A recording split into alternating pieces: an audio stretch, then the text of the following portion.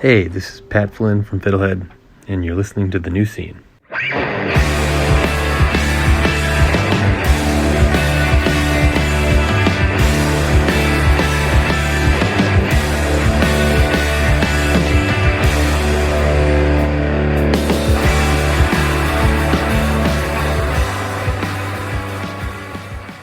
Hello, everybody, and welcome to The New Scene. This is Keith. And Tommy. And we're back with another brand new episode every week. You can count on us to be here every week. You might not even be able to count on your own family to be there for you every week, but us, we're here every Monday morning. Like clockwork. Yes, like clockwork. Every Monday morning at 9 a.m. Eastern. You could literally set your watch to it. I actually have an alarm on my phone because I like to be one of the first people to like the post. Oh, well, that's very kind. We need that. But folks, tonight is an exciting show. We've got Brandon Williams of Chastity. Now, I recently discovered this band and I absolutely love them. Tommy, this is one of my go-to bands now when people ask me for recommendations on new music, aka never. But when I'm in the mood to share music, this is one of the bands I always share. Absolutely love the record. Suffer Summer was just released January 13th via Death Wish, and it's amazing. I love the sound, and I like the sound that it goes from kind of like punky, kind of upbeat, kind of rocky stuff to like very nice acoustically well-arranged string-backed kind of orchestral things. It's a really, really great record. Oh yeah, big time. My favorite tracks, Pummeling and Vicious Circle, Tommy. I cry at Vicious Circle. That is a great song. It's crazy. Check out Chastity. We're going to add them to our 2022 Spotify playlist, so search that out. Okay, so folks, we are in week 3 of the New Scene Charity Drive, and I'm going to lay ourselves out before the court once again. Now, this piano bed has been in our podcast platform since we started, and I've been waiting to use it this whole time, and now I finally have a reason. Folks, we need your support. We need reviews. We need podcast reviews. We need Apple Podcast reviews. We need Spotify reviews. I have gone and checked the other podcasts, Tommy.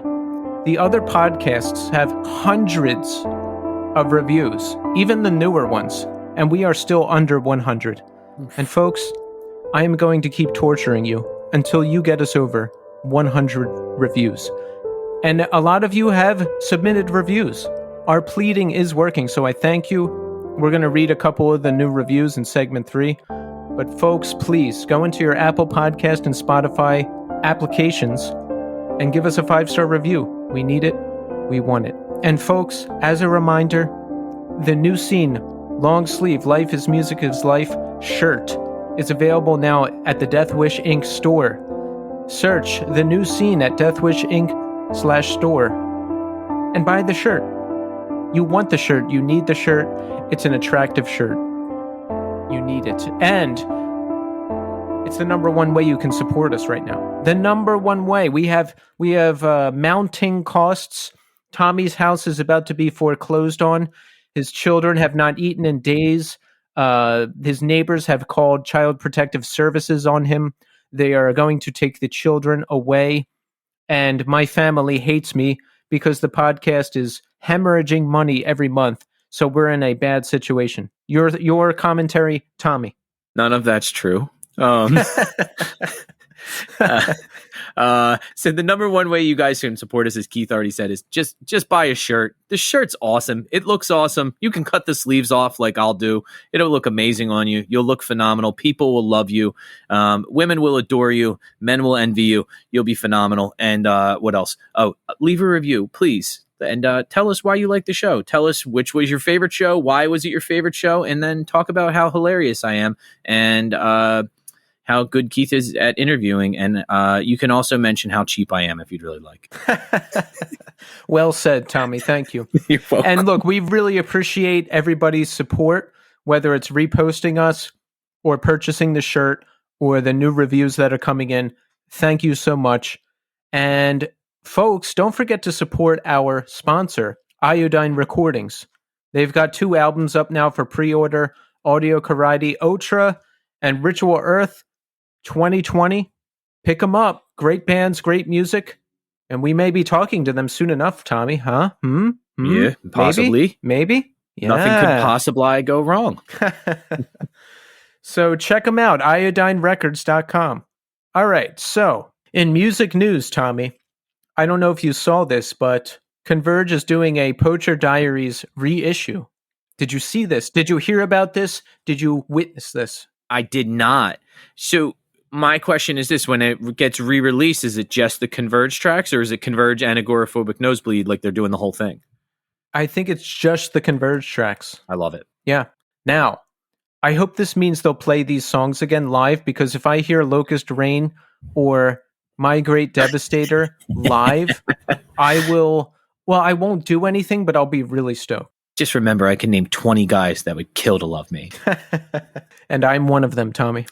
That's just like, that is such a fucking great sample to put at the end of that fucking whole, that actually was, this is a complete like memory that just came back with this. I bought a Converge shirt, and it was the cover of, the inside cover of Poacher Diaries, which was that God-sized hand crushing that like misshapen angel. Yes. And it had like very like low-hanging breasts.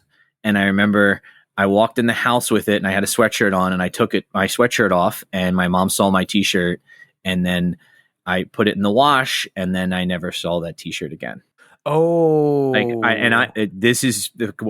was 100% like in my early 20s. Like my mother took a shirt from me that I had purchased with my own money. Like she was just like, that's not happening in my house. I was like, okay. She disappeared the shirt. Yeah. She's like the mafia.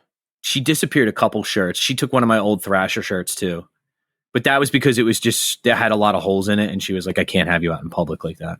Well, I will listen to the re-release. How about you, Tommy? Oh, yeah. Is it, so it's being re-released. Is it remastered too or no? Oh, right. Yeah, it's remastered too. Love it. I will absolutely listen to that. All right, we're out of time for this segment, but check back in with Tommy and I at the end. We're going to read some new reviews. We're going to read a new email from a listener. But right now, we are going to speak to Brandon Williams of Chastity. Enjoy.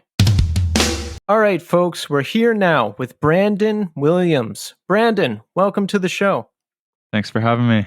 It's an absolute pleasure to have you here. You know, I recently discovered Chastity, and I don't know what rock I was living under the whole time that I didn't hear you until recently, but I'm glad I have, and you are here now. So, Brandon, let me start by asking, how are you doing today? Oh, I'm pretty good. Yeah, it's we're in like a sort of lockdown again in Ontario, and but got to see some pals today. It's like a lockdown, but you can see some pals. So I was able to see some pals finally, and doing well overall. I wish I was playing shows.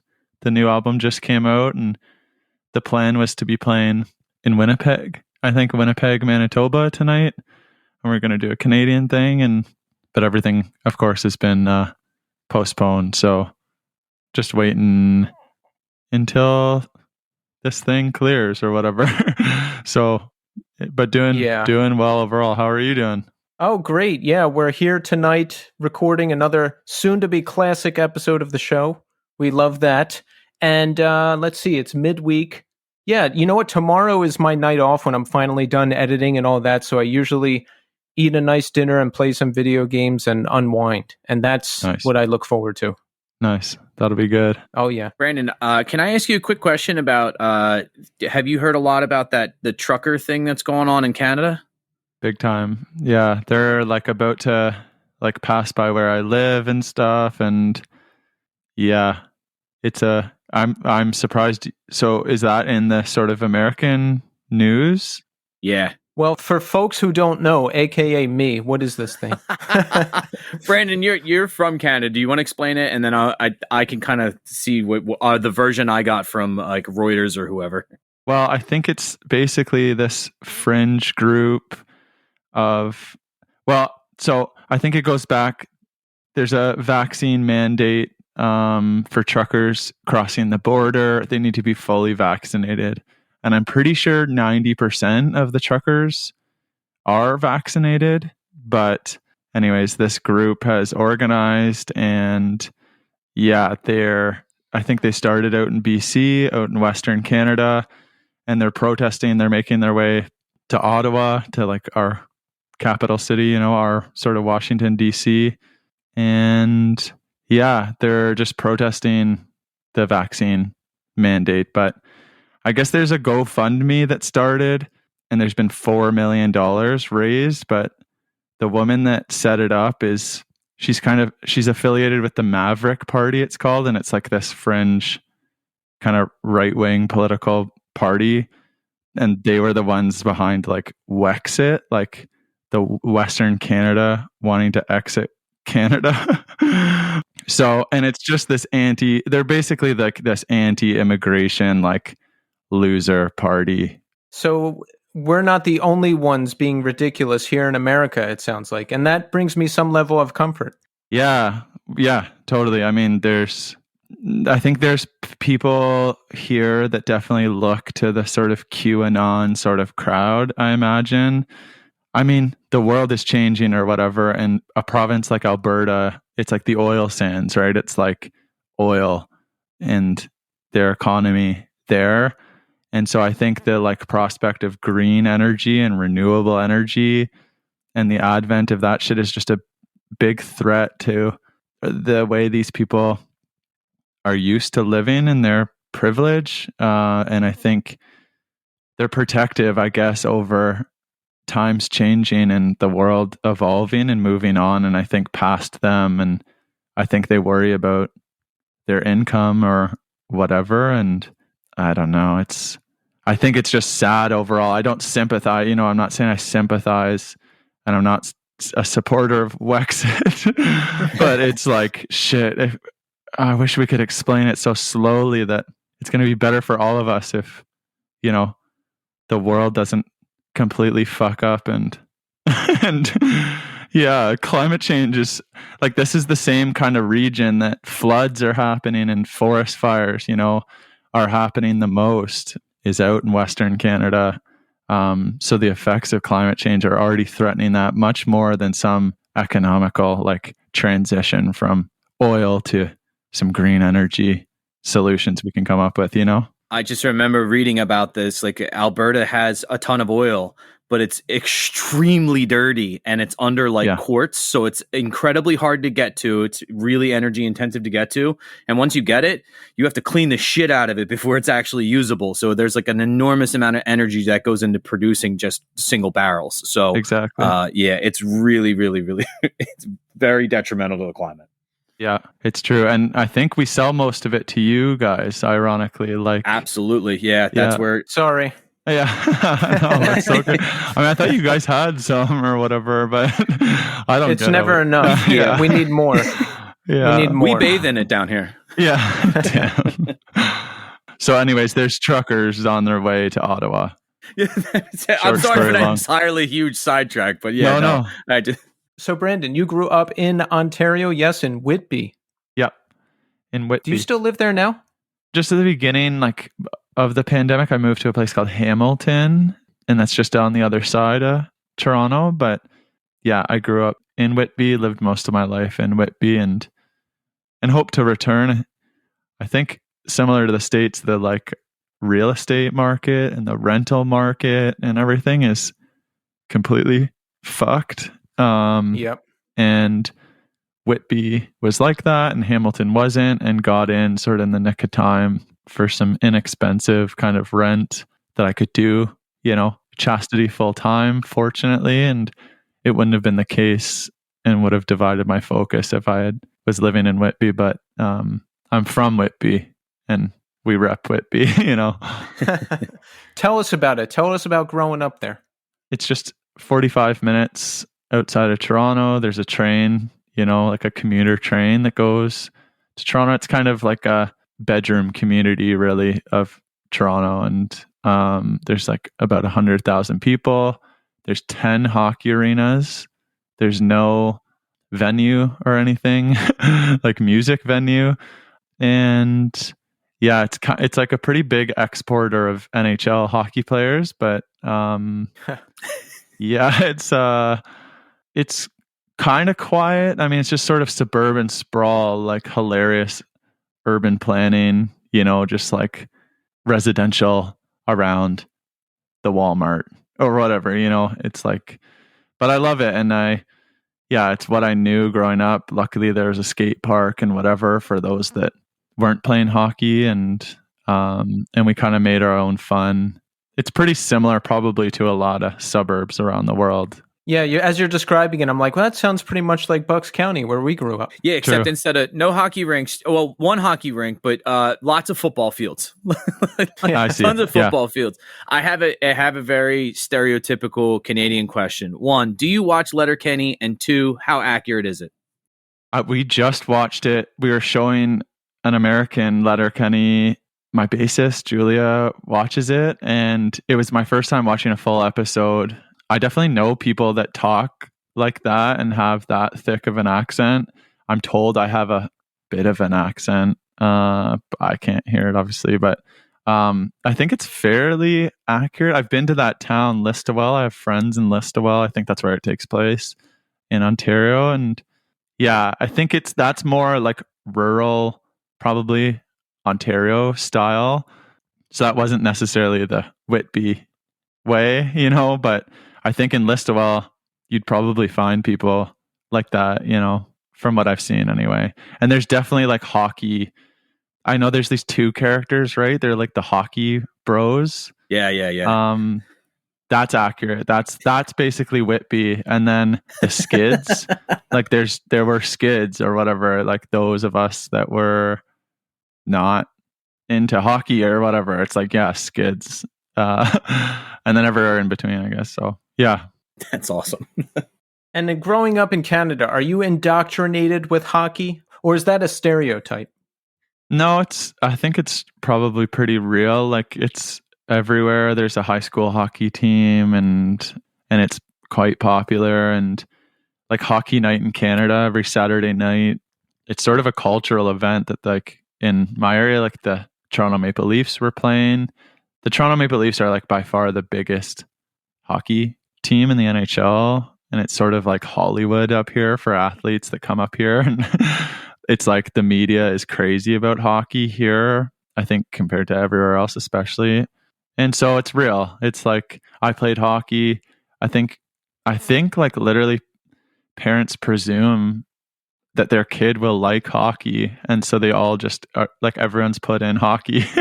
And so I played, and yeah, people play pond hockey. Like I was driving the other day, the ice is frozen over on like lakes here. We've got a lot of them in Ontario, and you can see people playing like pond hockey and whatever. I imagine you guys have a bit of that too, though, don't you? Like people out skating and whatever. Not really, no. At least in the suburbs I grew up in, I didn't really know anybody that played hockey until high school. Wow. It's not as much of a thing. It's football and soccer and basketball here. But did you like it when you played it? I wasn't very good, so I think I enjoyed being with people or whatever a bit, but it was also like pretty like aggro and not necessarily my style, Yeah. So I liked it, I think, when I was younger, and then I think I realized like just the testosterone was a bit much, like in the arena. It was just a bit, yeah. Yeah, I liked it when I was really young because you play the game. There's no weirdness. They give you orange slices afterwards. It's all fun. Yeah. But then as I got older, there's just this ugliness to it where you get made fun of. And I remember there was kids not even on the team making fun of me, being like, oh, you don't play anymore. And it's like, who are you? Yeah. You're not doing shit. Honestly. Yeah. I like worked at the hockey arena. After I quit hockey, I was a timekeeper. So I was like the scoreboard person. And at the time I was just like, I had long hair and was wearing tight clothes, like tight pants and whatever. And so there were definitely choice words thrown at me. Basically every day I was coming into work and getting that. And people would get pissed at the refs for making calls that they didn't favor. And people would get pissed at me. Like parents would scream at me for doing little shit. And I forget what they were even upset at, but just the aggression, I think I was just so put off, I think, by the hockey arena. But recently I was at that same hockey arena. The band Rush played the big arena there. There's like 1,400 people, I think. It's a big seated arena or whatever, and can fit. And they played there, I think, June 14th, 1975. And I just found out about this, but I'm dreaming of sort of a 50-year anniversary show. Rush is no longer playing. Rest in peace, Neil Peart. But yeah, I kind of dream of having a show in that same arena and bringing a bunch of bands from the area or whatever and trying to fill it as best we can. Potentially, I looked it up, and 50 years to the date is a Saturday. So anyways, it's just a recent dream. It's like a pandemic pipe dream. When we're out of this and whatever, maybe we can have a show at that same hockey arena. We're putting it out into the universe now, so it's going to happen. Yeah, exactly. We're going to get it done. Nice, good. You heard it here first, eh? That is right. That is right. So you're growing up, right? I read that you discovered punk rock and that kind of music through a local venue, the Dungeon, yes? Yeah, exactly. Tell us about that. Yeah, it's next door to Whitby in this city called Oshawa. I think there was 150,000 people living in Oshawa, and yeah, it was just an all ages basement venue. I think the legal capacity was probably 150, but the shows I would go to, I mean, there'd probably be twice that. And I was just exposed to these bands. I think bands basically would tour and play Montreal and Toronto, maybe Ottawa. And I think Oshawa was like just a stop, like a Monday or Tuesday night stop usually for these bands that had just played Toronto. You get what I mean? Like just an extra, some gas in the tank, for the tour. So I got to see some sweet bands come through there. And yeah, I guess I just felt like I found my crowd around the Dungeon. And so, yeah, some of my closest friends still today, I met at the Dungeon and we went to shows together, and it was a sweet place. That's awesome. Yeah, your story, the more you tell it, the more it sounds exactly like ours. All ages venue, way over capacity, yeah, disenfranchised by suburban upbringing, hating the sports people. I love it. Yeah, good, nice. So what was your thing? Like, what kind of music grabbed you? I came in listening to the most insane stuff at the time, Coalesce, Dillinger Escape Plan, Disembodied, all that stuff, and I was instantly grabbed by it and the danger at the shows and the thrill of it all. What was your thing? Yeah, I mean, I liked those bands and saw Dillinger Escape Plan several times, and they always just fucking blew my mind, and it was hard, and it was just an extreme kind of show they put on. I think I was more drawn just slightly lighter, than that. I first heard like Alexis on Fire, like probably when I was in grade 8. And I think that blew my mind. I grew up in the church and I was like fairly sheltered growing up and wasn't allowed to watch our sort of MTV up here was called Much Music, but would sort of sneak it or whatever. And for some reason, they were playing Alexis on Fire often, like this sort of screamo project, and discovered them. And it just, it blew my mind. And I discovered this whole world that was happening at the time in Southern Ontario. There's this band called The Gorgeous.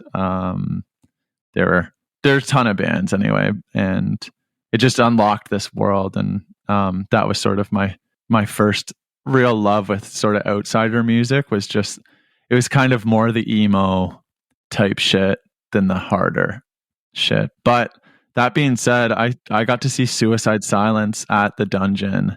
Like I got to see some good, kind of metal shit at the Dungeon too. I would just go whenever I could get there, and I remember Suicide Silence slept over at my friend Grizzly Adams' house, and his mom made them like bacon and eggs in the morning, and like in their 15-passenger van and trailer and shit, like Suicide Silence dropped my buddy off at school the next day. It's pretty hard. It's pretty badass. Now, was that like a mark of approval for the school, or were they like, whatever? I didn't go to the same school, but I think it must have felt like a mark of approval for Grizzly. But I think the environment in Oshawa is similar, sort of sporto type shit to Whitby, and people probably didn't know who Suicide Silence were, other than the handful of kids that were on MySpace or whatever at the time. So, right. So you grew up religious, yes? Yeah. Tell us about that a little bit, because I grew up going to Catholic school. My parents took us to church every week, and I was never I was never devout, but I believed. I guess one negative thing I'll say about it is that I was too trusting, and I believed everything they told me, like you're going to go to hell if you do this and that. I think I believed in Santa Claus until I was in like 4th grade, and that's just way too late. And I didn't figure stuff out until way later than everybody else, and that created a lot of awkward situations. Tell us about your experience, Brandon. Totally. I mean, I think same. Like, I think, I grew up like in the Salvation Army church. So that was like a lot of brass band, hymns, kind of old school type shit. But I was also surrounded by music, which I'm kind of grateful for now. And I learned to play the euphonium, this brass instrument, and the trumpet, and I was just around music, went to music camp. It's just kind of in the culture I grew up in, but I didn't hear music that spoke to me until I was, until sort of Alexis on Fire or whatever. So yeah, it was, and then it was totally shocking and amazing, and compared to these hymns that I had been used to, and or this like lame Christian rock or whatever, honestly. So, and that being said, I mean, there were sick bands like the Chariot, and this sort of like Solid State thing that was happening, and Tooth and Nail thing that was happening at the time. Right. There were good bands, and I listen to the Chariot today, and I'm like, it lives up to me. I still like it, but I didn't discover, I was like, oh, there's also like Christians in this sort of thing. Yeah. But I didn't discover that until after. But yeah, I mean, the church, I mean, I didn't know anything else at the time, but now I look back and I think I do feel sympathy for people just sort of caught in that culture. Yeah, I know in the States, right, it's sort of, I think right now Christianity is sort of associated with Trump somehow and anti-vax type shit, and exactly. The people that I know that are refusing the vaccine, most of them are old church friends and stuff, and people, and I think it's sad, and I don't know how that happened, because I think my one takeaway from the church was like, love thy neighbor, and I still try to do that. I think it's like pretty valuable, and I think here's your shot to love thy neighbor, and you're fucking it up. It's like the actual teachings of the religion itself have been weaponized into something else completely. For sure. And I think the Jesus that I learned about or whatever sounded pretty tight, like sounded cool or whatever, right? That I remember at least. And It sounds like he would be pissed. Like, I think at least, like, I don't know.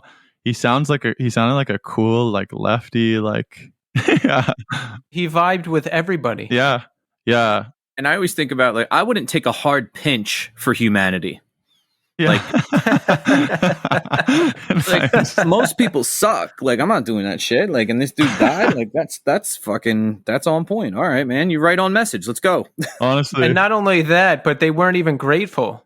They were like happy to see him go. That's the ultimate sacrifice. For sure. Honestly. Yeah.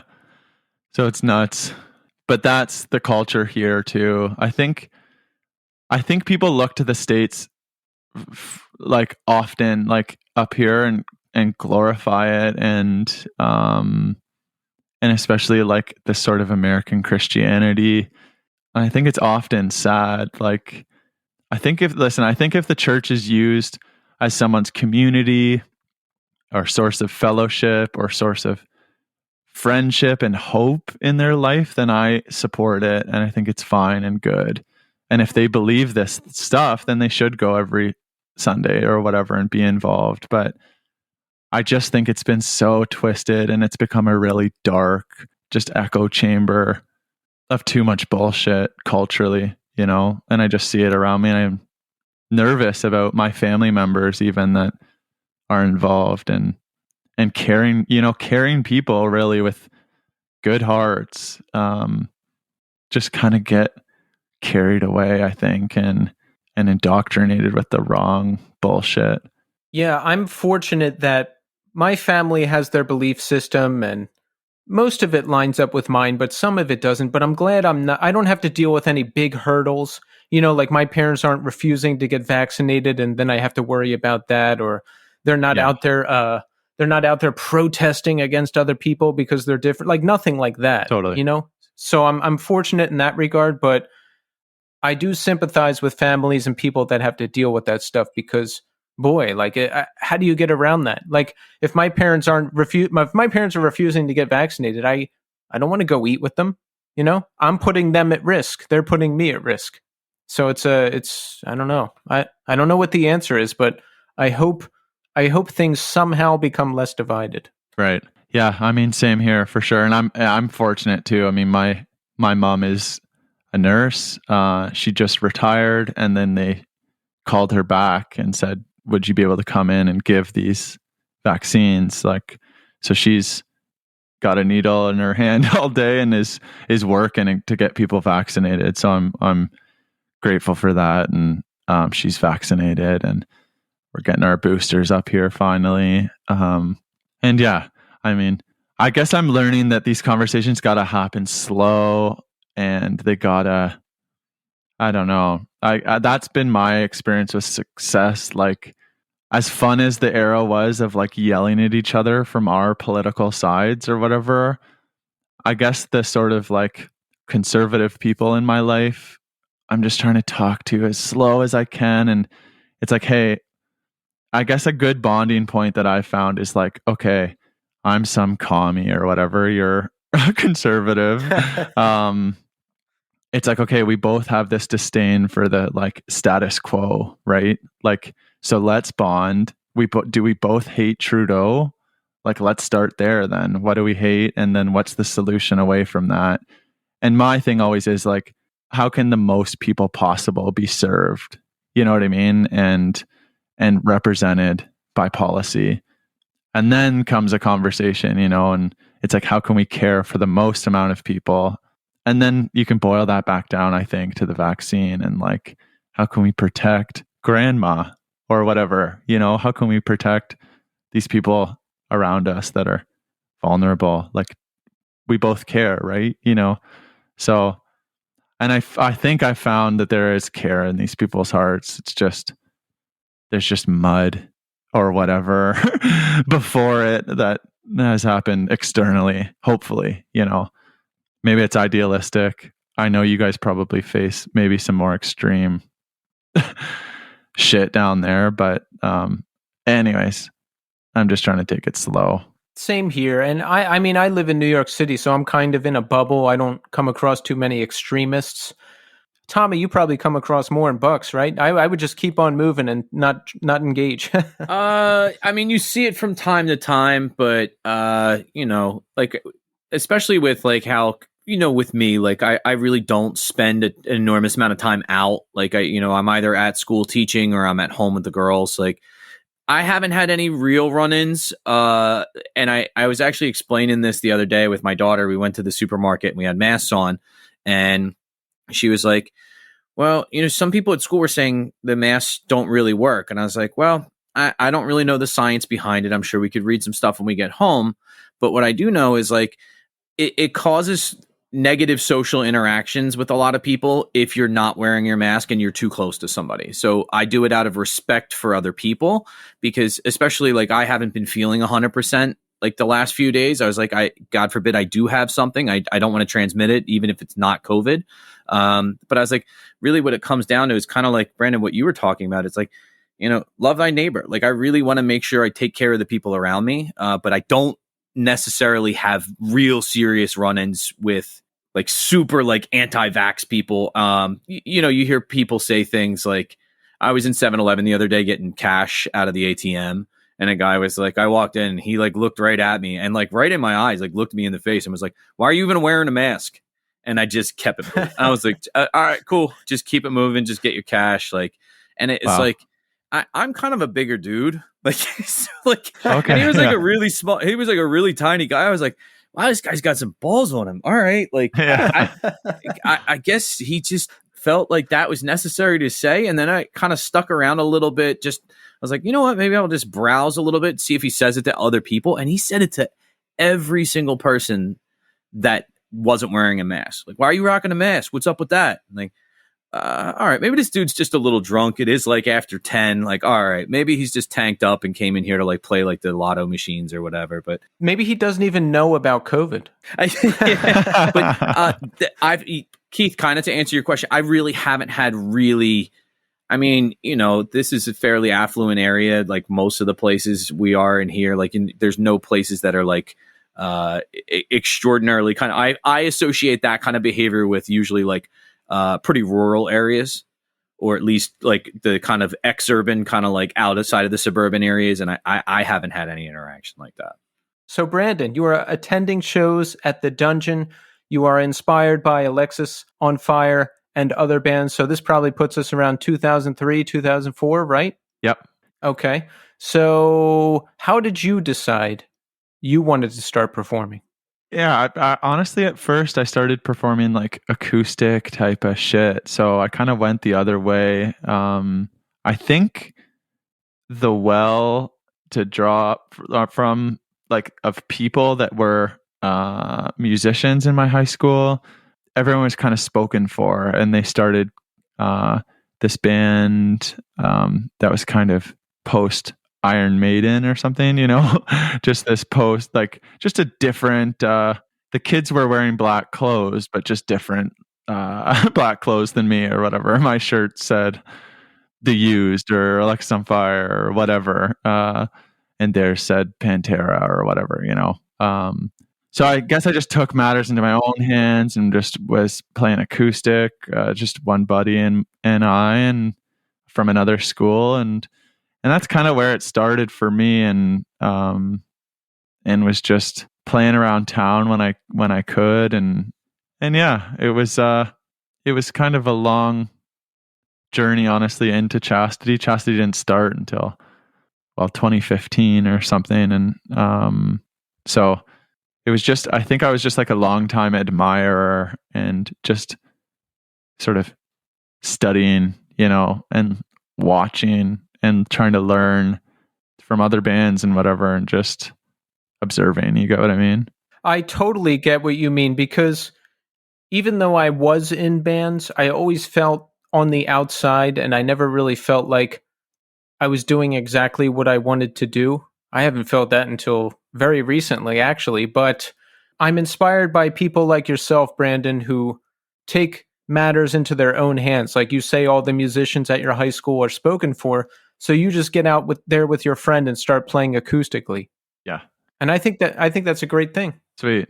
Yeah, totally. Like, yeah, it was maybe not the ideal, but I was also learning how to sing or whatever, and I was just starting to get warmed up. So, but it was just sort of fucking around and whatever, throwing some stuff online and kind of taking it from there, So tell us about leading up to 2015 when Chastity starts. Are you just playing acoustic the whole time?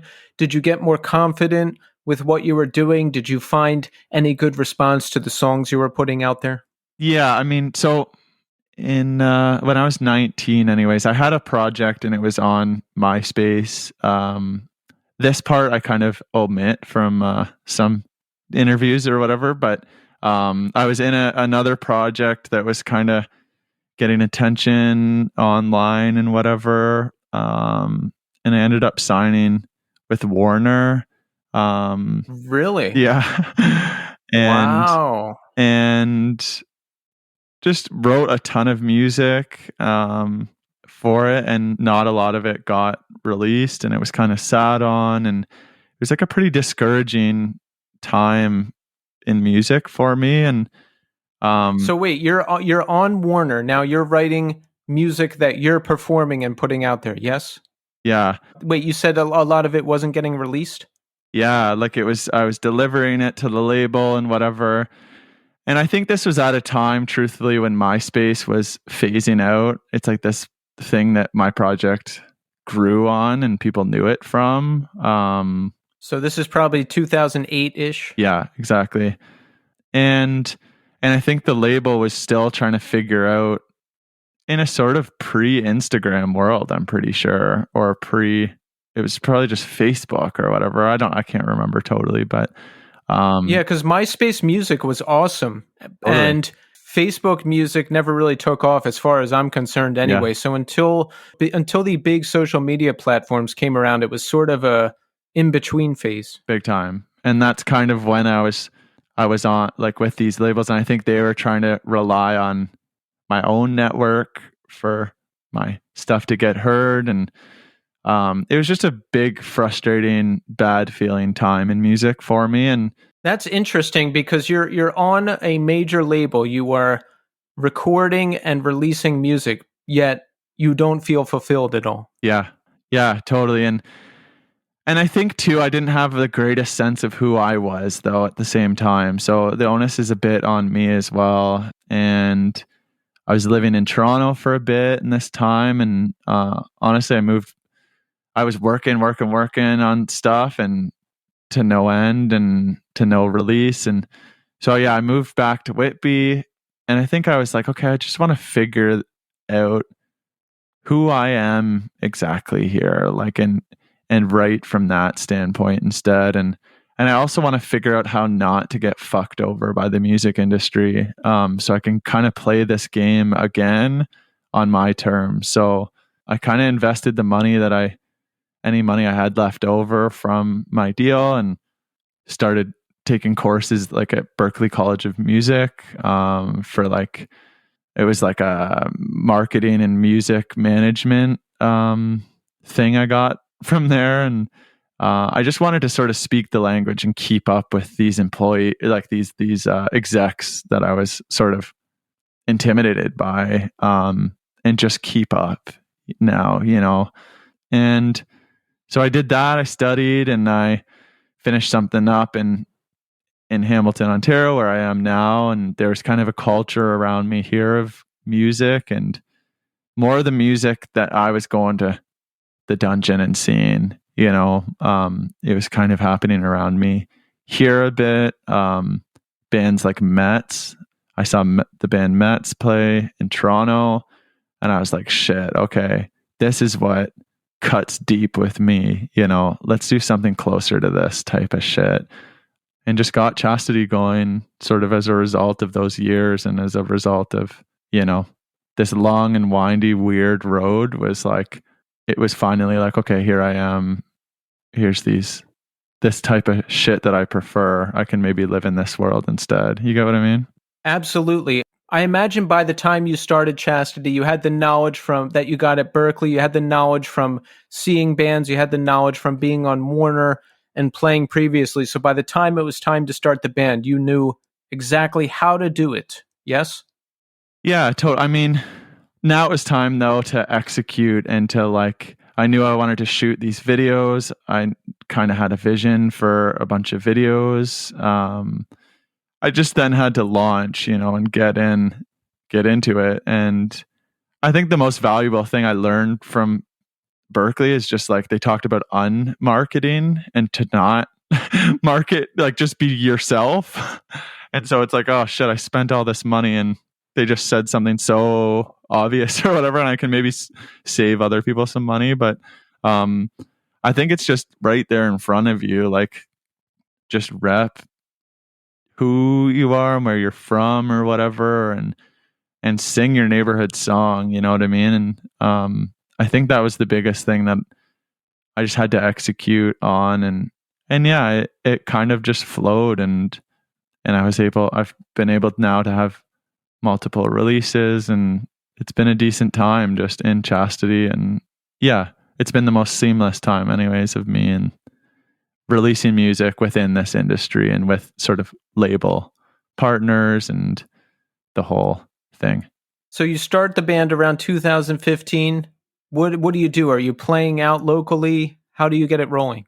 Yeah, my first show was in my bedroom in Whitby, and then my second. Do you know the band Priests? No. It's a good DC punk band. I don't know if they're a band anymore. I know one of their members is in Flasher. But anyways, played a show with Priests in Toronto, and then we were just kind of playing where we could. I knew promoters a little bit from just going to shows and whatever, from like lurking online and whatever. And then I like went to England and played some shows. We got on this festival. It only happened one time, but Metz was playing and a few, and Chelsea Wolfe. We went and played with Chelsea Wolfe. Like we opened. How'd you get on the festival? I have no idea. Like this agent, yeah, like shout out Matthew Cooper back then was my agent in the UK and just believed in the project. I have no idea. Like it was pretty crazy. I just had a demo. Like we released a demo tape and went over. Just bought flights, and some friends of mine over there drove us around, and it was crazy. I have no idea. I discovered the band recently and I was instantly grabbed by it. I really love everything you're doing, and especially the new LP, Suffer Summer, folks. And it was just released on January 13th via Death Wish and Dine Alone, and we're going to get there. But the vibe I got from the band and from the music is we're going through shit and we're trying our best to get through it. Totally. Is that accurate? Yeah, for sure. Like, yeah, I think it's like better done together, and I think sort of stronger together or whatever. So, and I think that's the spirit and sort of the hope of this style of music. I hope it's like, I think there were like other eras of emo that were maybe misogynistic and brought people down and were just sort of dead endy, like complaining and whatever. And I hope this era can be more conscientious of like, yeah, just I think when you say things out loud, it makes other people who are going through the same shit feel less alone, right? So that's the relief I get in music is like, oh shit, like they sang it better than I can feel it even or say it myself. So it's been thematic definitely for Chastity to, let's just do it together or whatever. And that really comes across. And, that's a good point that you bring up, because I think with some older emo bands, not all of them, but some of it's like, oh, this girl didn't do what I wanted her to do, and I'm really mad at her for it. It's her fault. Like, sometimes the music goes there, but your Chastity's music, it really is this, it comes across like this feeling of community, like we're all in this together, we're all going to figure this out together. The song Dying to Live, I really love. At one point you say, another sick person just trying to get well, you, me, everyone I know. That's like my life, because I'm involved with recovery, I'm involved with helping myself, with helping others. That's what I live every day. I love it. Amazing. That's sweet. You're involved in that. Is it in recovery from dependency type issues, or is that what your work is? Alcohol and drugs. Yeah. Wow. That was my thing for a long time. That was my coping mechanism. So I was lost in that for almost 2 decades. But then I came out and I really started living the life that I want to live, and I'm eternally grateful for that. So on that note, Brandon, what are some of the events that shaped you? What are some of the things you deal with? Totally. Like, I mean, I've got sort of dependency sort of issues in my family and in my friends. I don't really know anyone who doesn't, like I think it's so prevalent around us, and yeah, so that's in my world. And I think in Dying to Live, like it's like I think we're all sort of sick in a way, and some of us self-medicate and some of us we just cope in different ways. And I think I'm just like, I wonder if we can do it together. And I think that's the way that I've heard about recovery working the best, right? I've heard of these meetings, I've heard of, you know what I mean? It's like where these people come together and it's like solidarity and they can speak about it. That's exactly it. I tried to handle everything myself for a long time and it never worked. Once I introduced other people into the equation, that's when I started getting better and seeing results. For sure. Well, good for Yeah. you. That's fucking sick. And I think that's the way, like, for sure. And just taking it a day at a time, right? Like, is what I've heard as well. And That's what they say. yeah. So, and I sing about that a bit. And my song Innocence is about sobriety and just every morning I maintain, you know, it's just like, it's just got to be a daily thing and whatever. And we talked a bit, I think, before we were recording, but I think we're both fans of seltzers and sparkling water anyway. So that's my thing is that's what when I'm out or whatever, I'm trying to drink those, you know, instead. So, and I don't drink alcohol or do drugs anyway. I actually got into seltzer from being addicted to drugs. You see, I was on drugs, therefore I was throwing up all the time. So to make my stomach feel better, I would drink seltzer in the morning on the way to work, and that's how I got hooked on it. Wow. Holy shit. The drugs back-ended me into seltzer addiction, but you know what? I'll take that. I was going to ask, like, were you able then to successfully like transfer your addiction to seltzer? I think it's a good thing. Like, the only thing I've heard, and I encourage you still, please drink seltzer. And it's good that you found that. But I just watched such a damning thing on the pH levels is the only sketchy thing. I guess it's fucked for your teeth and something for your health, but less so, I guess, than other things that can be chosen. But I just saw that and I was like, fuck, I wish I didn't know that. So sorry to curse you. I hear stuff like I hear stuff like that, but I'm like, I'm not stopping. No, I'm never stopping. I guess I'm just trying to, instead of drinking 6 in one day, I'm now trying to drink 3 in one day and sparkle, like just do straight up still water for other times of the day. But anyways, big fan of seltzer. Big fan of your selection of seltzer in the US too. So we, especially in New York City, we've got a lot. But there was something you said that I want to go back to. Yeah, just talking about I think everybody deals with things, and even drugs and alcohol aside, there's a lot of things about me I've had to rewire and deal with, just in terms of how I approach people and how I speak to people and what I think of people and situations and all that stuff. Do you find that for yourself too? Yeah, I mean, I'm a bit of like a lifer, and I've been sober, honestly, for ever. I drank a bit in high school and stuff, but it wasn't for me. And I think I found like straight edge culturally in punk music and whatever, and found a place. And I think I just saw people struggling around me. And I think I just wanted to be an exception or something, not to struggle, but to coping in that way. And I've been lucky to be able to stay on that track or whatever, I know. So, and I had family members, you know, that struggled, but socially, is that what you mean? Like socially as a sober person out in the world, or? Yeah, like take drugs and alcohol out of the equation. Just even dealing with people is its own struggle. Totally. Because I've realized I have bad anxiety, and you know, I only like to be out for a certain amount of time, and I like to come home and recharge. There's all these things. For sure. Oh yeah.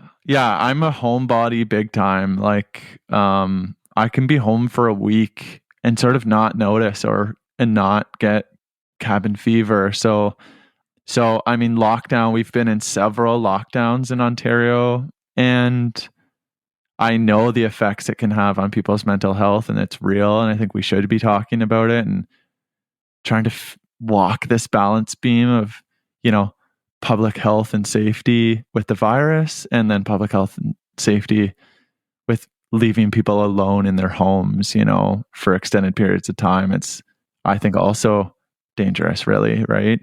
But again, I'm fortunate I can stay home and chill. I feel relieved from the pressures of having to socialize. And for me, my cheekbones start to hurt right when I'm smiling too much around people. Like, I get exhausted. I'm definitely an introvert, and I like staying home is my preference. And so touring, I think, poses a bit of a challenge for that, but I stay, I don't know, I stay pretty quiet maybe on tour, and I just try to chill and stay away and not overly socialize and whatever. And so, I mean, we've only done one tour during COVID, or like in COVID in the current pandemic. And it was, I don't mind talking to people, and it's sweet and it's so nice people are there, but I also find it a bit hard to handle often. And so COVID's given a good front to me sneaking off or whatever, and chilling wherever, It's good for that. But as the singer, you can pull that move like, oh, I can't talk. I have to save my voice for the show. Yeah. Nice. Yeah. Celine Dion, just on vocal rest. Exactly. Have you done a lot of extensive touring? Yeah. I think this sort of genre of music, or just anything left of center, independent, like we ought to be touring a lot and, reaching the people, reaching the different communities or whatever. So it's kind of been fucking crazy feeling to put out a record and to not be touring at the moment. But I think my impression, I mean, this just came out, I guess 2 weeks tomorrow. I think my impression has been like, oh, everyone is on pause. But I guess in America and in the UK, things are still kind of a go. People are touring, bands are touring. So I don't know what to do. We've got touring. Yeah. I don't know. I'm trying to read the room. It's such a game. Like, tours are happening, but they're also getting canceled, and pieces of them are getting canceled and pushed back. And it's all over the place. There's no guarantees. Yeah. It's like an investment, right? Every time you tour, it's like, okay, my bandmates are coming with me. People have taken time off work. It's going to cost this much. And then all of a sudden we're in California. Someone gets COVID. That's it. How the fuck are we getting home? You know what I mean? And how much is it going to cost us to get home? It's just risky. I'm seeing it happen to a lot of bands and to friends of ours or whatever that are out touring, and it's just a risk. It feels like there's a pretty predictable pattern that in the summer, cases seem to go down, right? Or in the sort of sunnier months where not as many people are inside, at least for the past 2 summers during COVID. So I think my mind is that, okay, I've just released an album called Suffer Summer. Maybe we do a Suffer Summer sort of tour and do these less risky months. You got to do the Suffer Summer tour. For sure. I think that's maybe what I should be working on and doing, So yeah, I think that's the plan, is just like high concentrate, like April to October type of shit, and hope that a lockdown, or like hope that cases don't spike again this time next year. But shit, we've been saying that for a while, haven't we? Yeah, exactly. It just feels endless. But let's talk about the new record. Now, folks, once again, Suffer Summer was released January 13th via Death Wish and Dine Alone. Let's talk about this record. When did you record it? Did you have to sit on it for a while because of COVID? Lay it on us. Yeah, started recording it. Okay, the plan was we were writing like January, like this time 2 years ago. So that was January 2020. We started writing and demoing and stuff. And then I was supposed to be gone for 80 days, like playing shows. And we were in Europe with the band Dive, supporting them. And then this COVID thing, we were hearing about it more and more. Our shows in Italy were canceled. We couldn't get into Austria from Prague. People at the venue in Portugal were getting this coronavirus, we were calling it at the time. And I was hoping that we were going to be able to road test these songs, these new songs and sharpen them up and then come home and record them right away after 80 days of touring them. It got cut really short. And then we were just home like everyone else at the same time, right? Like April 2020, just like watching The Sopranos with everybody else. And so had these songs, and we were just like, at the time, remember, it was like, this will be done in 2 weeks. And then it's like, this will be done in a month. And then just cases just kept fucking going up or whatever. And so I guess we were thinking, okay, we'll record in May. And then May was fucked that year. And so anyways, short story long, anyway, we recorded the first batch in August of 2020. We just got COVID tests and wore masks and whatever. We did both, like, and recorded the first batch. We recorded like 15 or 16 songs for the record. And then it felt like there was like very little pressure to put something out at the time. Like, it felt like by the time I was getting mixes and stuff back, we were going into another lockdown here. And I just was like, okay, I'm going to keep writing, like I'm going to just add to this pile. I think I've got more to say. I've got more lyrics, and let's just keep going. So kept going and recorded 7 or 8 more. And then, I had an album cover. I took the picture on the front of the cover. I was fucking around with that. And then Death Wish got involved, and we just kind of made a plan. I wanted to put it out on like October 29th, like near Halloween, but we just pushed it. I forget why we even pushed it, but it was like pretty quick. I mean, Trey at Death Wish, legend, like was like, let's get it going. Like, I think he sent me an email like, I don't want to wait. Like, and he was fired up. He's been so supportive, and his reaction to the record is like the ideal industry person reaction.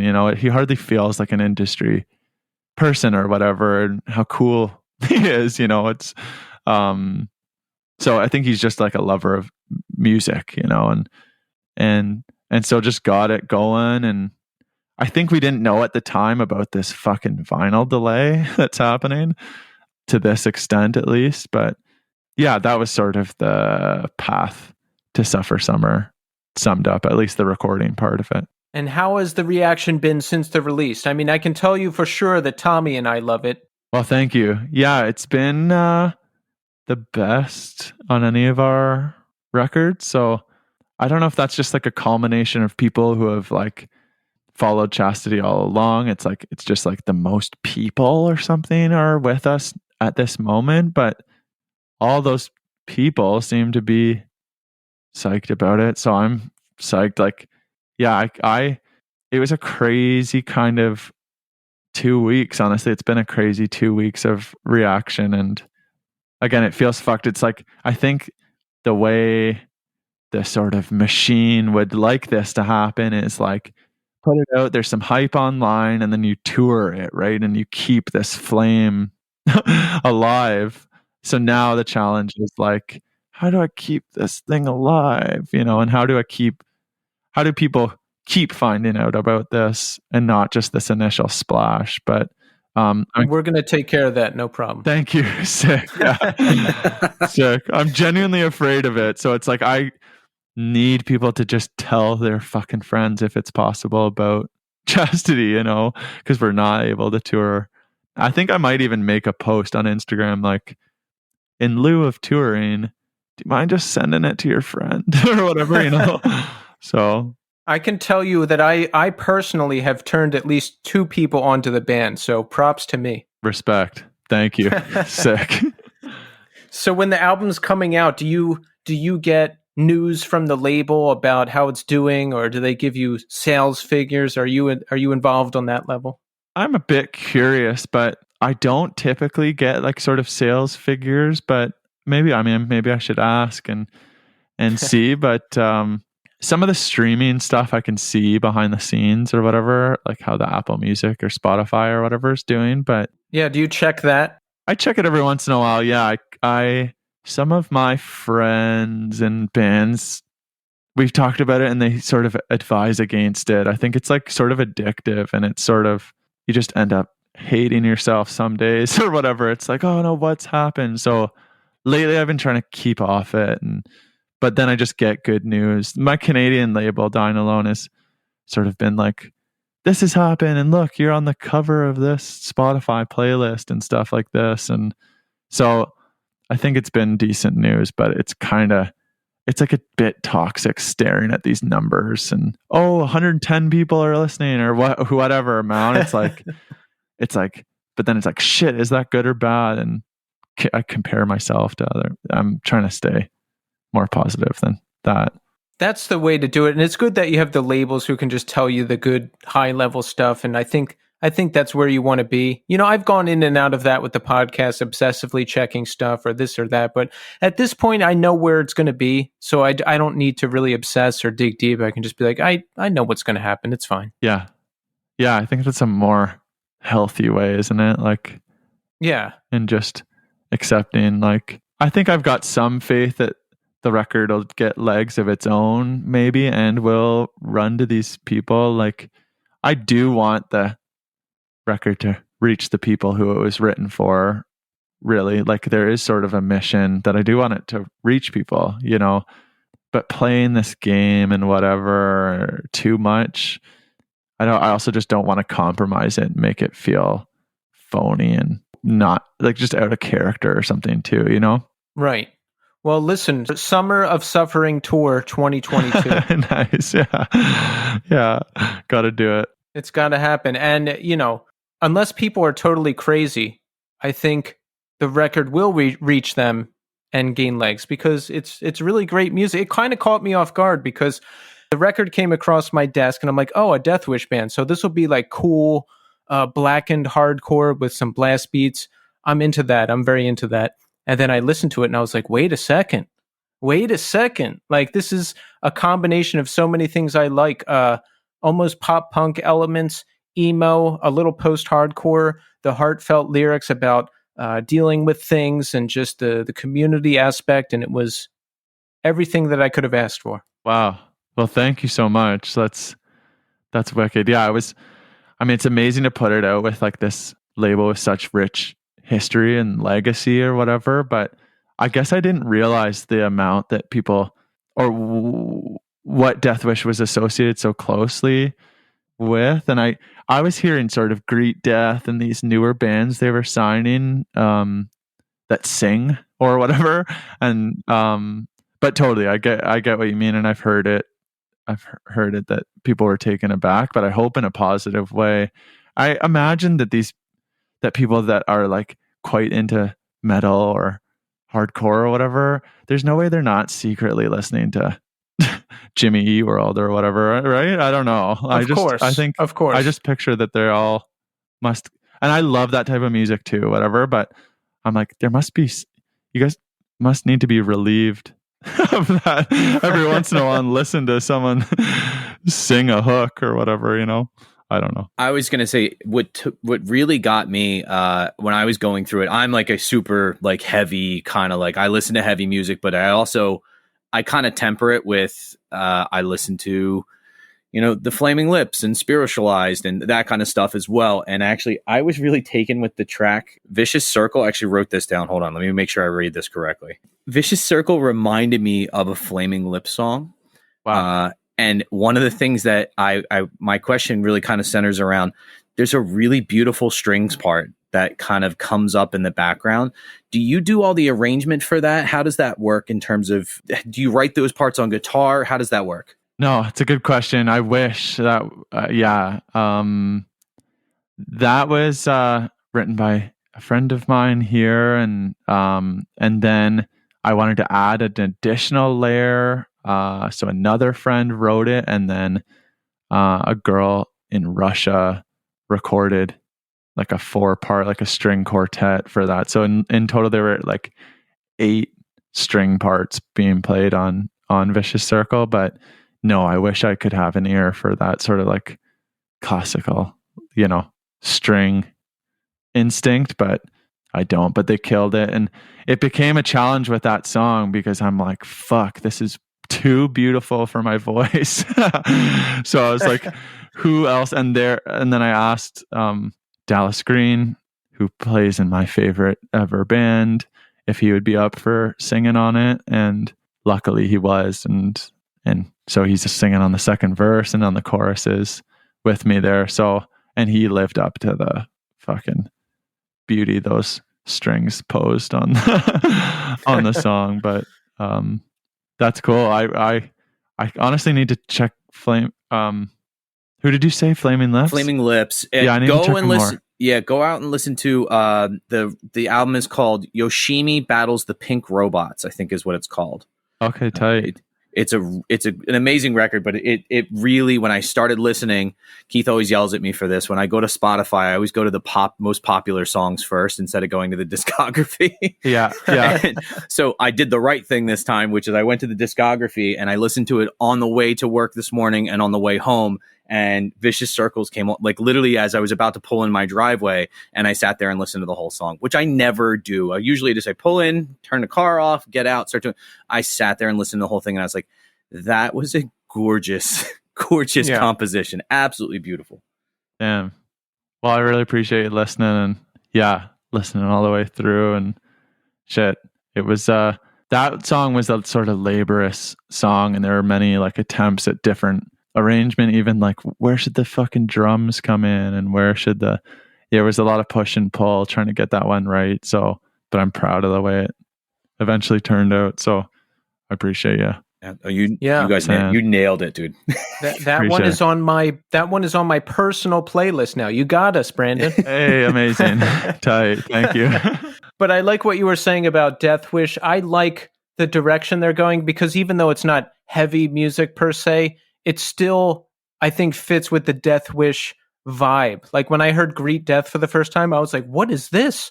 This is amazing. But when you listen to the lyrics, it's still really dreary, but really beautiful music. And I was like, okay. And I think you guys fit into that to a degree as well. So, but yeah, here's the thing.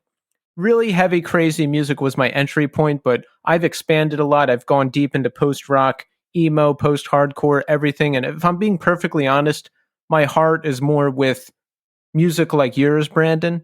You know, like I like really heavy music live, and I like to get knocked around. Or if I'm walking somewhere or going to the subway, I'll throw on a really heavy band, and I'm like, yeah, let's go. So it's like a situational thing.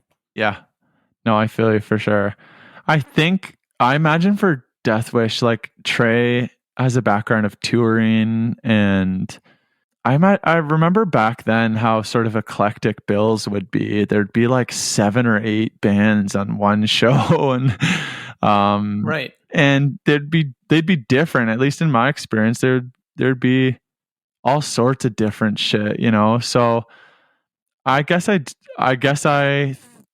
my mind, Trey probably just got a good ear from that experience, right, and being exposed to all this different type of shit. And I imagine the label's just shaping up to be more like what he experienced or whatever. And I saw his like Spotify Wrapped or whatever. I remember like Wicca Face, Springs Eternal was on that, and just these different artists that aren't necessarily the like pigeonhole maybe that Death Wish belonged to in the past. I think it's just maybe evolving, or I can't speak for the label totally, and I'm new around here, but it's sweet. And I'm a fan of the label though, like, and I've been a fan. I have old hoodies that have the Death Wish logo on them and whatever, and I've been a fan, so it's been an honor to be putting this out with them. All right, so what do we have coming up? The record has just been released, but we have conceived the Summer of Suffering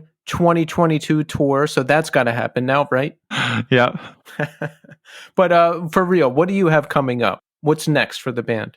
Yeah, we're doing some festival shit over the summer. We're doing Outbreak Fest, and in Manchester, there's a bunch of bands that we love playing that, and we're just doing some festival shit. I guess we're honestly just trying to figure out a lot of the stuff. Stuff's being pushed around, obviously, like I said, so just trying to sort it. it's weird. I'm just in a weird place because I don't totally know what's going to happen.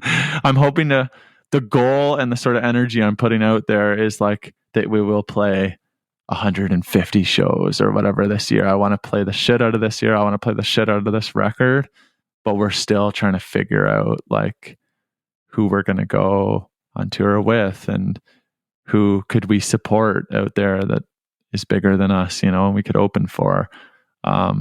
Where should we headline? So truth be told, we've got some of this stuff in the summer, and I imagine we'll book tours around them, but it's still just being talked about. And I manage this project, and it's just kind of DIY, but it's also just parked at these like booking agencies in different territories. And so it's just about like keeping up with each other and my agents and I, that work on this project and figuring it out. And that's just kind of ongoing. But fingers crossed for a few tours that we've submitted and put our name forward for. That will happen between April and October anyways. So just hoping for the best, really. So we're in a holding pattern right now, but we have casted out our line for some big fish, and we're hoping for some bites. Exactly. You got it. I guess I'll just be posting about tours as they sort of happen and we figure them out, on Instagram and whatever else. I'm sure Deathwish and Dine Alone will be as well. And yeah, I guess those are sort of the main projects that are coming up within this project. And I hope to still shoot some music videos and stuff and maybe some live stuff we can throw online. But just working away, just going to keep working at this. And it's out now, and the so-called rollout has been rolled out. But I think the plan is to just keep it rolling throughout this year as much as we can. So just going to keep giving her. Absolutely. Sounds awesome. You can follow Chastity Chastity Songs on Instagram. So look for some updates on there. Oh yeah. There you go. Instagram is the spot. That's where I honestly get most of my information. Totally. Same here. Yeah. All right, good. So I'm not alone there. Yeah. All right. So let's recap, folks. Here's what we're going to do. Number 1, we are going to purchase, not just listen to, but purchase Suffer Summer, which was released January 13th via Deathwish and Dine Alone. Purchase it, listen to it, love it, and most importantly, recommend it to a friend. Yes? Yes. Nailed it. Thank you. There you go. All right. And we're going to check out Chastity online. We're going to check them out on their festival tour dates that are coming up. And we're going to keep an eye out for any upcoming tour or show announcements. Yes? Perfect. Yes. Got it. There you go. And if we feel like it, we'll play hockey or maybe watch hockey, but only if we feel like it. Nice. Yes. Got it. And if you go to a hockey game and there's a nice young person helping out, keeping score and all that stuff, we're not going to yell at them. They are simply a cog in the machine. They are just trying to help, right? Exactly. You did. You've nailed it. I mean, come on. Well, Brandon, we want to thank you for coming on the show. We really dig the band, and we think you have a very bright future. So I'm looking forward to more. So thank you so much. Thank you so much for saying and for having me on to this. It's amazing, and really appreciate your time, and hope to meet you in person maybe someday down the road. So thank you guys again.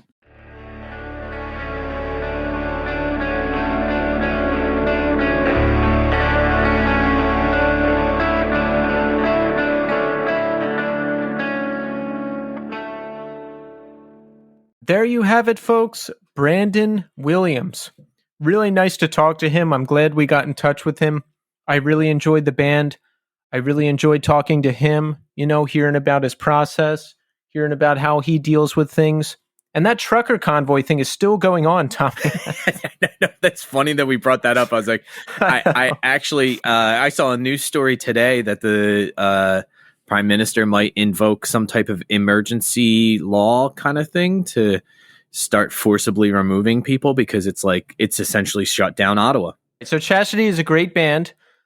I listen to them a lot, Tommy. This is one of those times where I got the hit as soon as I heard them, and I was like, I got to listen to more of this. And the record is just fantastic. I hope I get to see Brandon live at some point. Yeah, I actually I keep thinking back to Vicious Circle does have this real, it's like a Flaming Lips vibe. If you haven't listened to Flaming Lips, like it's acoustic, but it's heartfelt, but there's string, or like there's a string backing, and It's a ballad. yeah, it's a beautifully But it's written good. song. Yeah. Yeah. It's just I love people that are able to kind of navigate music in a way that's not just every song sounds like the same style. Like Yeah. you can hit like 4 different songs on that record that sound like 4 completely different bands. Yeah, he does. One song could be like a pop punk sounding hit, and then you have the beautiful ballad that makes me cry in Vicious Circle. It's got it all. Oh yeah. Now, Tommy, Valentine's Day was last week. Yes. So lay it on me. How did you celebrate? You're married. What'd you do? We got presents together for the girls. Yes. And that's it. My wife and I don't do anything. We literally do. What? We don't exchange gifts. We haven't done like a real Valentine's Day probably in about 10 years. Really? Oh yeah. Since like the first couple years we were married. And even then it was like, we would get sushi from our favorite place and like a bottle of wine or something like that. So you didn't get your wife anything? No, we got it. Nothing. No flowers, no candy, nothing. Nothing. And she's cool with that. Yeah, because we do nothing for each other like that. Like we always just make it as like a part of, like, if you want to do something nice for somebody, don't wait for a specific day. Just do something nice. So like there's, is she single? I'm pretty sure she's like kind of with me. Oh, right. Yeah. Okay. So, I mean, you know. It was a joke. You can laugh. I was trying to do the deadpan, like I didn't get the joke thing. I'm sorry. I think, yeah, we've never been we've never been something that like, it's not been something that we've made a big focus of in our relationship, especially gift giving. It's always kind of been like, it's spontaneous. So like, I'll find something like I went to go pick up, we go to this place near my house called Produce Junction, and went to go pick up like tons of fruit for the girls. And they had really cool orchid plants there. So I bought her 2 orchids for her, one for home and one for her classroom. And oh, that's really nice. But it wasn't Valentine's Day. It was like October. So you do nice surprise stuff, just not on the designated days. Yeah, we never do it on the designated days. Like okay. Yeah, we just don't do it. Like that's been our thing, is like, you know, my family makes a big deal out of like, we don't give birthday cards anymore. Oh yeah, I think we talked about Yeah, this. so like it seems like it's a gesture that seems like that it's nice, but at the same time it's like, I'd rather you spend that money on something that means something. Tommy revealed something rather startling while we were gearing up to record this segment. Go ahead, tell the people what you said, Tommy. Well, you were like, well, what'd you do for Valentine's Day? And I said, we did stuff for my kids, and then my wife and I make out. I can't picture you making out. Like, how does it happen? Do you just do it, or are you like, it's time to make out? No. Well, it started as my wife has been going to a chiropractor for probably about the last 3 months, because she has not really bad, but she has like this kind of lower back pain that's not gone away. So she had a heating pad on it before she was getting in bed, and when she was getting up, she still kind of made like that like noise, and I was like, do you want me to rub your back? And she's like, absolutely. So I rubbed her back for a little bit, and then she kissed me, and then we just kept kissing. So, yeah. Wow. Yeah. These sultry shenanigans of Tommy that go on that I have no idea about. Yeah, dude. Icy hot and fucking heating pads. It was super hot. You know what I did for Valentine's Day? Twitch. Yeah. Yeah. No, I watched Twitch, but I didn't do anything. I just ordered dinner, and I think I went to bed at 10 o'clock because I had a crazy weekend, which I'll get to in a minute. But so I think Monday night became my Sunday night, and I just went to bed super early and did nothing. And that was cool because last year, Tommy, Valentine's Day and that week was a disaster. Was that the beach trip? Yep. Oh, boy. It's been about a year since the breakup, Tommy. Oof. Can you believe it? If I'm being honest, it seems longer than that. We're a year removed from that. That's good. Valentine's Day did nothing. That's good. Now, how are we doing, Tommy? How are we doing? I'm gonna reveal a vulnerable moment that I had last weekend, Tommy. It's gonna be a big cliffhanger. But first, let's talk about you. So everybody's good here. We're all healthy. Everybody seems to be pretty happy. Don't have anything really big happening right now, which is good for me. I still haven't found out if what my salary is for this fucking new job. So I'm like on the edge of my seat, and I just found out that the board meeting where they're going to vote on it was originally scheduled for I think this Friday, and they had to reschedule it. So now it's February 23rd. So I might get an answer sometime in March about how much I'm going to get paid if I take this job. So I'm a little bit, I'll be honest, I'm disappointed, but at the same time, in my head, I'm going, well, the job wouldn't start till July anyway. So I understand that they want to get all their ducks in a row and kind of make sure everything's straight before making any type of, like money offers. I get that. But also the part of me where I'm like, am I doing this job or not? It's kind of getting a little old. But yeah, work's going great. I got to go to the skate park by myself this past weekend. It was like 45 degrees in the morning. It was one of the nicest moments I've had by myself in a long time, like about a couple years. Like I really sat down by myself, watched the sunrise. I drank my hot coffee and meditated for a couple minutes, and then I skated for about 2 hours with my headphones on. And because the days before it and the day after it were really cold and rainy and snowy and crappy, I had the whole park to myself for 2 hours. It was amazing. It was really a nice day. I actually came home and the girls were like, well, you're awful smiley. What's happened? And I was like laughing and joking. I made pancakes and everything. They were like, you're in a really good mood. I was like, I just had the best morning I've had in a very long time. So it was really great. I hope as the weather gets nicer, I get to do that more often. And then Ellie gets to come with me and kind of share in those moments. So, well, the picture you posted is really cool too. So folks, if you're one of the lucky ones who have tracked down Tommy's Instagram, check it out. Well, how are you doing? No, wait, hold on. I'm going to not say anything, and then you're going to ask that again so we can practice. Ready? Okay. All right. So that's how everything went with me. So Keith, how are you doing? Oh, Tommy, I'm so glad you asked. Now,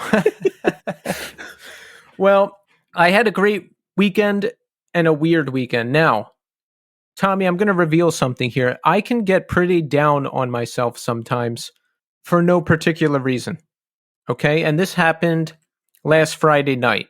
There was like a small change in what usually happens, and I got really kind of upset for no reason. I don't, I'm sure there's some psychological tie back to grade school and a bunch of other stuff that happened. I can get really down on myself and really hard on myself. And it happened Friday, and I was bummed out all night and I couldn't sleep. I woke up in the middle of the night, and then I was like, I couldn't get back to sleep. And I was like, dude, okay. Look at what's going on right now. Here's what I did, Tommy. I was like, okay, Saturday you're meeting up with Robert, right? In Tompkins Square Park, as I usually do. And then Brad met up as well, who's been on our show, right? Yeah. That was Saturday afternoon. Right after that, I had band practice, right? Okay. And then after that, I went to catch my friend Martin's art show in Williamsburg. Folks, check him out online, Martin Munroe, Munroe on Instagram. He is a full-time artist, and he does good stuff. So if you're in the market for some good art, check it out. So that's 3 things, Tommy, that I did in one day. 3 things. That's awesome. Can you believe that? With the way life has been going. Give me a short answer because I'm rolling here. With the way of life has been going for you, yes, I totally can see that. Okay. So Sunday, Tommy. Sunday, I streamed. I did a Warzone stream. I worked on the podcast. And then I went to a Super Bowl party at night. Can you believe that I went to a Super Bowl party, Tommy? No. Thank you. Did you talk about Neither can I. Did you talk about football while you were there? A little bit. I pretty much just sat there and watched the TV the whole time because that's easy to do. And it was with my bandmates, Tommy. It was a good time. Cool. Okay, so I'm like, dude, look at all of this stuff you are doing. Like, you have friends, you have the podcast, you're putting together a new band. There is just endless things to do. So why, what more do you need? What imagined scenario are you yearning for? What is it? What is it? So relax and enjoy yourself. So I did. I think by Saturday I had forgotten all the bad feelings I had Friday, and that was it. That's awesome. So you kind of took stock for a second, went look at how rad everything is right now, and then kind of reveled in that moment. Exactly, because something very minor can happen that will set me off, or something completely fictional can happen in my mind that will set me off. And I have to remind myself, everything's cool. Life is very full. What do you think of that? I think that's insane progress. There you go. Also, I think that's a great coping mechanism to have, is to be able to just take a moment, take stock, and be like, look, things are good, and I need to consistently remind myself of how good things are, because it's easy to get into that frame of mind. I've done it before too. I absolutely have. And the fact that you're able to talk yourself out of it without having to go through other means is huge. Yes, I let the thoughts in and I let them right back out. I do not drown them with random powders and liquids anymore. That's awesome. How do you feel about that? Why am I asking you? Yeah, I was going to say this seems like more of a you question. You should feel phenomenal about that, but what do you care if I think it? I care what you think. Okay. Well, I think you're an awesome person, and I think that your ability to do that is something that other people envy. There you go. Yeah.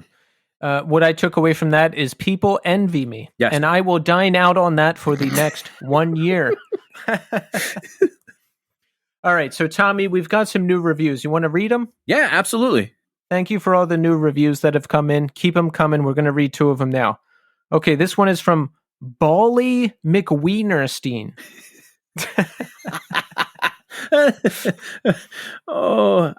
That's a great name. Okay, here comes the review. 5 stars, 100% excellence. Insightful, warm, genuine, and fun to listen to conversations with sincerely interesting guests. Not just on a music level, but on a human level. Bravo, Keith and Tommy. Keep up the great work. That's awesome. I wonder if we're related. That's my mother's maiden name, McWienerstein. Is it really? No! No, my mother's maiden name is Dunn. Dunn. No, I thought maybe it was like some Irish thing. I don't know. McWienerstein. All right, here comes one more from Death of the Party. Solid podcast. 5 stars. Came here to listen to Walter's episode and loved it. Scrolling through past episodes and I liked what I saw. I'll be listening to past episodes and keep returning. Thank you, Death of the Party. There you go. The reviews are rolling in, Tommy, and they are very high. Thank you guys so much for the reviews. Especially Bally McWienerstein and Death of the Party. I really appreciate those. I wish the McWienerstein family the best. I knew you would like that. I can't. That is the funniest thing. All right. We also got a very nice email from Mark Borasa, and I'm going to read it right now. Mark says, "Hi, Keith and Tommy. I've been meaning to write you guys for a while now. I've been listening to you guys since close to when the pod began, and I love the podcast for many reasons. You both are entertaining. You ask relevant and unique questions, and I can tell that you both simply love music. All true. I love that we come from similar places and similar cultures, and I enjoy listening to you guys talk about life, even without the guests on the show. I also love that you're just normal dudes like me. As you know, part of being normal is that we all have to go through the beautiful and painful things that life can so harshly deliver. And one of the best parts of the podcast is that you are both willing to be vulnerable and honest about tough topics related to addiction, family, death, self-awareness, and doubting your creativity, amongst many other harsh things. I love how you guys do this all from a standpoint of growth and working on yourselves in a positive way. I hope you don't underestimate how valuable it is to model a willingness to be vulnerable for us listeners out in the world, especially for us dummy dudes in the scene. You guys are also great because you don't lay it on too thick and you aren't preachy about stuff. You simply just share who you are, and it is a beautiful thing. I love the podcast, guys. Thanks for all you do. You've got me listening to a bunch of bands I wouldn't have without you. Maybe one day our paths will cross. I wish you the best. Sincerely, Mark Barrosa. Wow. Wow. See, these are the type of emails I really love getting because, and I've said this before, but I'll say it again.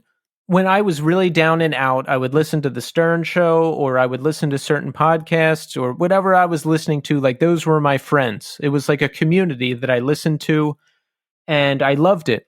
And when we started our show, Tommy, I thought, oh, like maybe people will think that about us one day. Like maybe we can help somebody in some way someday. And folks have written us and said that we've helped and that they've related to us and that type of thing. And I think that is the greatest thing of all. I also like the fact that he's getting turned on to other bands through us. That's huge. Like that people are getting exposed to new music and listening to bands. Like there's sometimes where we have bands on that are really established, and then we have other bands on that are newer and just kind of coming of age. The fact that we're able to kind of bring a voice to all of those types of artists that are out there is just, it's huge. And the fact that it's having this type of impact on people is literally, it's why we do this. And it was, really our goal from the beginning was to make sure people got to hear cool music and talk about stuff that, we want to hear about. Exactly. I want to ask the questions I never heard to the artists I love. And I want our personal experience to be out there so that maybe it'll help others. I think that is our mission statement, Tommy. I think that's a phenomenal mission statement to be behind. There you go. Well, we're out of time, but I want to thank everybody for listening. This has been great. You are great. You are great. I'm talking to you, Tommy, and I am talking to the audience collectively. Okay. I thought maybe you were going to say something, or no, I like to just throw stuff at you and see what sticks and what bounces off. Thank you. I don't know how to respond to that. You could say that you think I'm great. I tell you, you're great all the time. I know you already did just 5 minutes ago. I was going to say enough. I'm done torturing Tommy. We'll be back next week with another new episode and another new guest. So thanks everybody for listening, and until next time.